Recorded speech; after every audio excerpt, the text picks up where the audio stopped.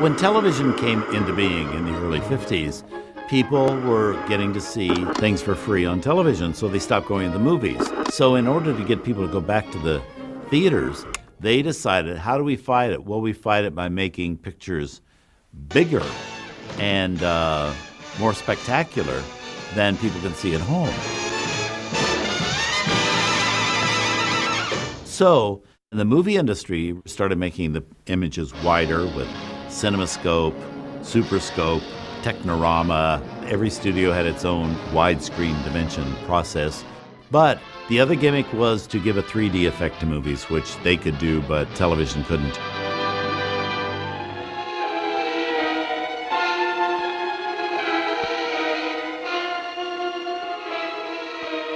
With 3D, you have to have information for the right eye and one for the left eye. And that information is done by shooting it with two cameras. And there were two projectors pushing an image up on the screen, slightly overlapping and making it fuzzy. So if you were going into the theater without the glasses, it was a fuzzy image. But if you had these particular glasses on, that gave you a terrific headache, by the way, it would pull the images together and you got a 3D effect. They made a fortune.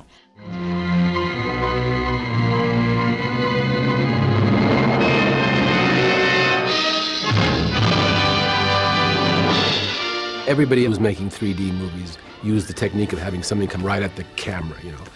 People punching the camera, objects flying at the camera, spears flying at the camera, all kinds of stuff, so the audience would go, ah! The trick in producing a real good 3D effect is to have an object that is slender enough so that it could reach out into the audience without touching the frame. Now, as soon as it hits here, the illusion will draw back. You immediately will connect mentally this with this piece here, and you'll lose the 3D effect.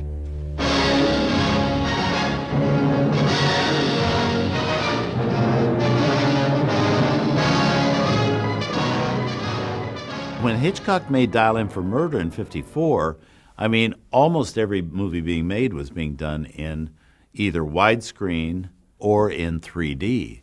So Hitchcock was forced to make Dial M for Murder in 3D. When you look at Dial M for Murder, you realize he's really staging it as you would a play.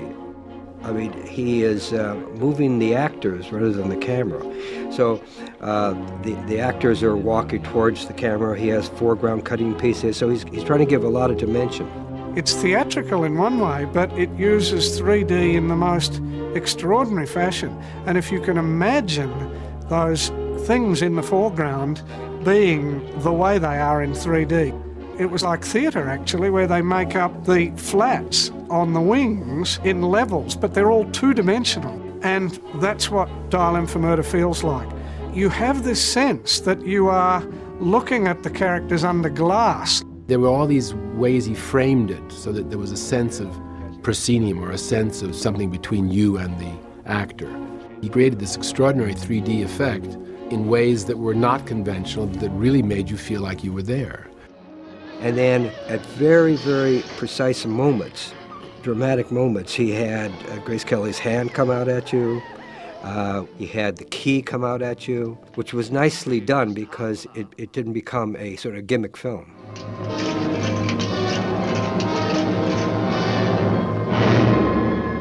He wanted a real close-up.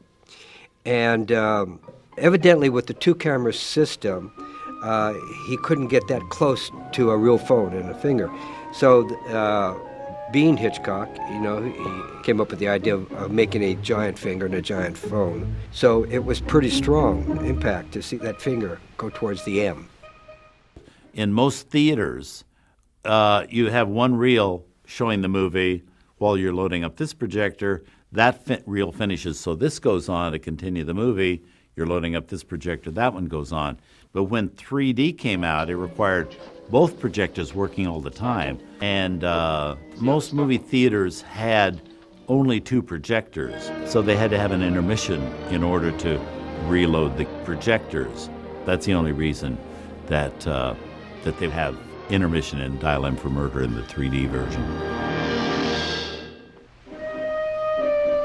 However, by the time it was released, the gimmick got very tired very quickly with audiences. They were tired of the glasses because the strain of the images being blurred pulling in was a big strain on the eyeball. So theaters were given in 54 were in most cases given a choice on whether or not you would show a movie in 3D or flat. But if you had a really good movie like Dial M for Murder, you didn't need the 3D effect. It was still terrific. Well, Hitchcock had been making those mystery kind of movies for a long time. And I think he saw an opportunity to utilize this new technology without making it a gimmick thing. And Dial M for Murder works as a movie just dramatically because the performances are quite good and Hitchcock's direction is always wonderful. But it's a shame that we can't experience it in 3D.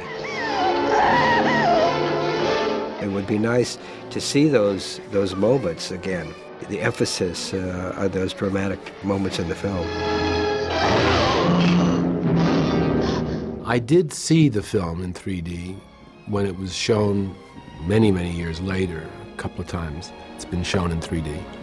And it is an amazing experience to see it in 3D because Hitchcock, again, did it just right.